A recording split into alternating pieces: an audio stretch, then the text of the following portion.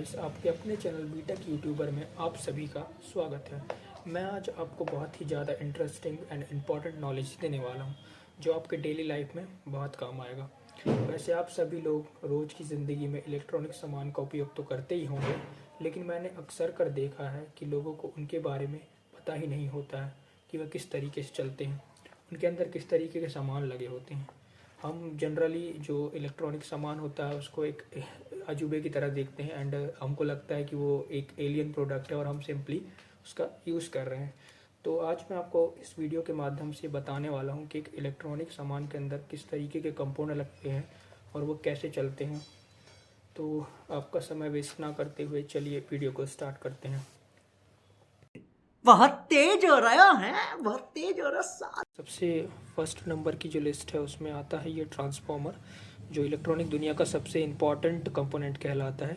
इसमें दो तरह की अलग अलग वाइंडिंग होती हैं। आप देख रहे हैं दो साइड से इसकी तारें निकली हुई हैं। तो सबसे इस तरफ की अगर मैं बात करूं तो ये होता है प्राइमरी वाइंडिंग, जिसमें से दो तार निकली हुई हैं, और ये होता है सेकेंडरी वाइंडिंग। तो कुछ कुछ जो ट्रांसफॉर्मर होते हैं उसमें दोनों तरफ दो दो तारें भी होती हैं, जो कि होता है 0-12 है ना, और ये है 12-0-12, इसलिए इसमें 3 तारे हैं। ठीक है, वैसे तो इनका जो यूज़ है वो सबसे ज़्यादा होता है वोल्टेज को डाउन करने के लिए। इसलिए जितने भी इलेक्ट्रॉनिक कंपोनेंट जिनमें हम लाइक होम थिएटर्स और जितने भी स्टेरियो होते हैं, जितने भी साउंड सिस्टम होते हैं, जितने भी टीवी वगैरह होते हैं, उनमें इनका उपयोग किया जाता है। तो इनका काम होता है सिंपली जो हमारे घर में आ रही 250 वोल्ट एसी है उसको कम करके एक डिज़ायर लेवल पे करना। मतलब जैसे कि ये 0-12 है या 12-0-12 है, तो ये 12 वोल्ट में कन्वर्ट करके देगा 250 वोल्ट एसी को। यहाँ से 250 वोल्ट इन होंगी और यहाँ से 250 वोल्ट आउट होगी इस नीले वाले तार से। तो कुछ इस तरीके से ट्रांसफार्मर काम करता है। और सेकेंड नंबर की लिस्ट में मैं आ जाता हूँ कैपेसिटर्स पे, जो सबसे ज़्यादा यूज़ होने वाले कंपोनेंट कहलाते हैं हमारे इलेक्ट्रॉनिक्स में। मोस्टली इनका जो यूज़ होता है एज अ फ़िल्टर की तरह यूज़ होता है। मतलब जैसे कि अगर हम AC टू DC बना रहे हैं तो ट्रांसफार्मर से जो कम हुई AC आती है उसको डायोड के थ्रू DC कर लिया जाता है। डायोड का भी इसके बाद है, मैं दिखा दूंगा आपको डायोड भी। तो डायोड के थ्रू DC कर लिया जाता है, लेकिन फिर भी उसमें AC के कुछ पल्स वगैरह बाकी रह जाती है। तो उसको क्लियर करने के लिए, उसको फ़िल्टर करने के लिए इस तरीके के कैपेसिटर्स का यूज़ किया जाता है। वैसे तो ये कैपेसिटर्स और भी जगह यूज़ होते हैं जहाँ अलग अलग फ़िल्ट्रेशन की ज़रूरत है। मतलब ये प्योर DC निकालने के लिए ज़िम्मेदार होते हैं, मतलब अपने अंदर से प्योर DC निकाल सकते हैं। और ये अलग अलग टाइप के भी होते हैं, मैं आपको दिखा देता हूँ। इनमें इस तरीके से टर्मिनल मार्किंग होती है, जैसे कि ये आप देख रहे हैं, ये जो है ये माइनस है, माइनस टर्मिनल कहलाता है। और ये इस तरफ जो कुछ नहीं लिखा है आपका, ये प्लस टर्मिनल होता है।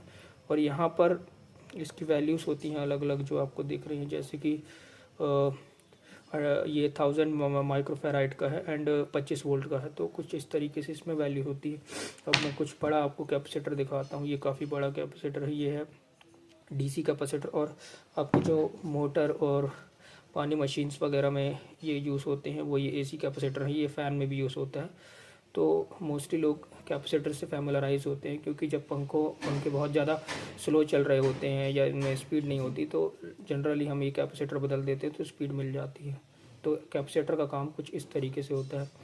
ये कुछ टाइम के लिए पावर को स्टोर कर सकता है और वापस डिलीवर कर सकता है जब कि डिवाइस में कोई पावर ना आ रही हो। तो इसलिए ये पावर प्रोवाइडर की तरह जाना जाता है इलेक्ट्रॉनिक दुनिया में। और तीसरे नंबर पर मैं अगर बात करूं तो ये इम्पॉर्टेंट एक इलेक्ट्रॉनिक कंपोनेंट है जिसको डायोड बोलते हैं। ये बहुत ही ज़्यादा इम्पॉर्टेंट कहलाता है, क्योंकि अगर AC से DC बनाना है तो हम डायोड का ही उपयोग करते हैं।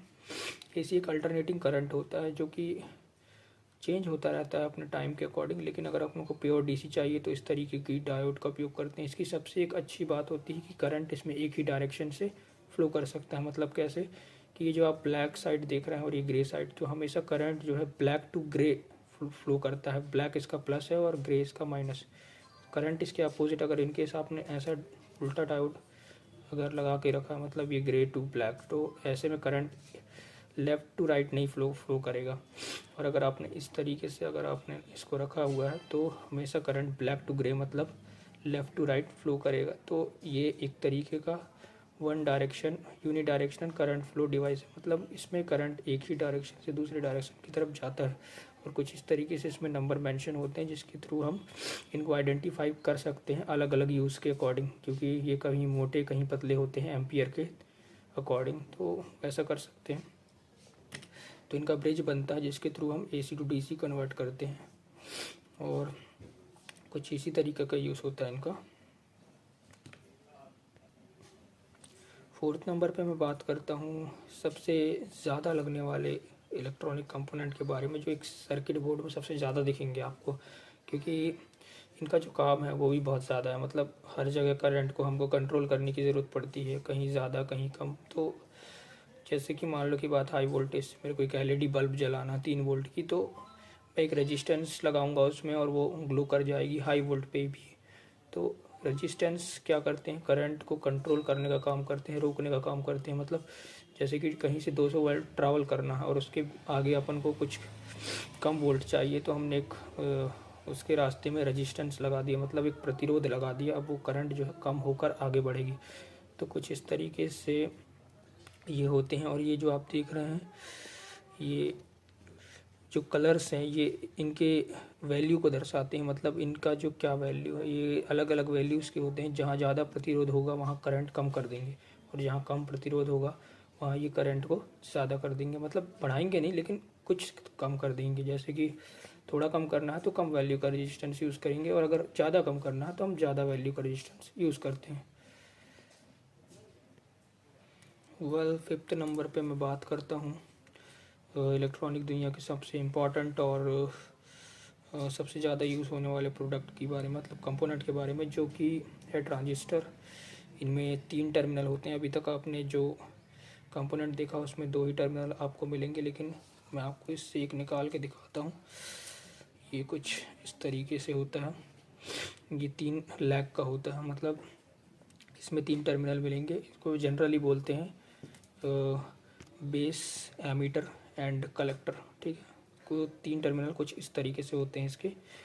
तो इनका जो काम होता है वो होता है किसी भी सिग्नल को एम्पलीफाई करना। मतलब कोई भी कम से कम सिग्नल अगर आपको मिल रहा है तो उसको किस तरीके से एम्पलीफाई करना है, ये क्वालिटी होती है ट्रांजिस्टर की। इसलिए जनरली ये सबसे ज़्यादा अपने प्री सेक्शंस में, प्री एम्पलीफायर सेक्शंस में और एम्पलीफायर्स में यूज़ होता है, जहाँ साउंड को एम्पलीफाई करने की ज़रूरत पड़ती है। अब मैं आपको कुछ एम्पलीफायर की भी ट्रांजिस्टर दिखाता हूँ। जैसे कि ये आप देख रहे हैं, ये एक ट्रांजिस्टर है जो कि मेटल ट्रांजिस्टर है। अब बोलोगे आप कि इसमें तो यार 2 टर्मिनल ही है, तीसरा कहाँ है? तो तीसरा इसका बॉडी है। ठीक है, बॉडी पर नट कसे हुए होते हैं, एंड बॉडी यहाँ पे तीसरे टर्मिनल का काम करती है। इसलिए जो 2 टर्मिनल आप देख रहे होंगे वो ब्लू प्लास्टिक से मतलब कवर्ड है। इसके थ्रू जो इसके 2 टर्मिनल हैं वो इससे की बॉडी से अलग हो जाते हैं। तो कुछ इस तरीके से ट्रांजिस्टर काम करते हैं। और 6th नंबर पर मैं बात करता हूँ अपने जो इलेक्ट्रॉनिक्स दुनिया है जो हमारी, उसमें सबसे ज़्यादा यूज़ होने वाले कंपोनेंट की जो है एक आईसी। और इसी आईसी ने हमारी जो दुनिया है उसको काफ़ी कॉम्पैक्ट कर दिया है। मतलब हमारा जो इलेक्ट्रॉनिक्स है वो हमें खुद समझ में नहीं आता। जब वहाँ किसी इलेक्ट्रॉनिक्स उसमें अप्लायंस में अगर आईसी लगी होती है तो हमें कुछ समझ में नहीं आता कि भाई ये भला कर क्या रही है यहाँ पे। तो इसका जो काम है वो ऐसा है कि इसके काम अलग अलग हो सकते हैं अकॉर्डिंग टू द नंबर। जैसे आईसीयू का नंबर होता है, जैसे कि इसमें आप देख रहे होंगे इसका क्या नंबर है। तो ये एक एम्पलीफायर आईसी है। बट क्या होता है आईसीयू में, आईसी का जो फुल फॉर्म होता है वो होता है इंट्रोगेटिव सर्किट या इंटीग्रेटेड सर्किट, है ना। मतलब इसका होता है कि एक इसके अंदर ही मतलब बहुत सारे कंपोनेंट इंक्लूड कर दिए जाते हैं। मतलब जैसे कैपेसिटर भी इसी के अंदर होगा, एंड इसी के अंदर रेजिस्टेंस होगा, इसी के अंदर डायोड होगा। तो ये सारा कुछ एक साथ करती है। मतलब ये एक पूरा सर्किट डायग्राम होता है, मतलब एक तरीके से। तो इसका जो काम ये रहता है कि किसी भी पर्पज़ के लिए हम इसको अलग अलग तरीके से डिज़ाइन करते हैं। जैसे कि ये एक एम्पलीफायर आईसी है, तो इसका काम रहेगा सिंपली रहेगा कि साउंड को एम्पलीफाई करना। ये पावर लेगी और साउंड को एम्पलीफाई करके हमें देगी। और कुछ इस तरीके से इसमें जो है, ये यहाँ पे सिल्वर बोले तो ये एल्युमिनियम की जो कोटिंग है ये हीट को ट्रांसफ़र करने के लिए होती है, जो कि सिंक में अपनी ट्रांसफ़र करती है। तो कुछ इस तरीके से आईसी काम करती है ये वाली। 7वें नंबर पे मैं बात करूँगा कुछ जो हम लोग बहुत ज़्यादा यूज़ करते हैं अपनी डेली लाइफ में। ये है एक वेरिएबल रजिस्टर, जिसको लोग प्रीसेट भी बोलते हैं। नहीं, प्रीसेट तो नहीं बोलते, खैर वॉल्यूम बोलते हैं। वॉल्यूम सबसे ज़्यादा बोलते हैं इसको, क्योंकि ये मोस्टली वॉल्यूम में यूज़ होता है। मतलब आप जो वॉल्यूम घुमाते हैं अपने घर की, मतलब घर के होम थिएटर्स या साउंड सिस्टम की आवाज़ों को बढ़ाने के लिए, तो इसके पीछे यही स्विच लगा रहता है जो घूमता है और अपने डिज़ायर लेवल पे कंट्रोल करता है आपके वॉल्यूम को। तो इसका काम रहता है कोई भी सिग्नल या कोई भी प्री सिग्नल्स है उनको मतलब कंट्रोल करना, ताकि जो आप अपने अकॉर्डिंग का जो भी वॉल्यूम है वो सेट कर सको।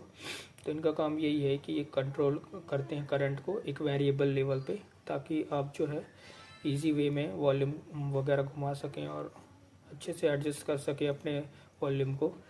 तो इनका एक लेवल होता है, जैसे कि इनके नंबर लिखे रहते हैं, उसके अकॉर्डिंग ये अपने करंट को कंट्रोल कर सकते हैं। जैसे कि 100 के आप देखे होंगे फ़ैन होते हैं और कूलर होते हैं, उनके पीछे भी इस तरीके का वॉल्यूम लगा होता है, जो कि आपके फ़ैन और कूलर में जा रहे करंट को कंट्रोल कर लेता है, ताकि आपका जो फ़ैन है वो अलग अलग स्पीड पे घूम सकता है। तो कुछ इस तरीके से होता है ये वॉल्यूम।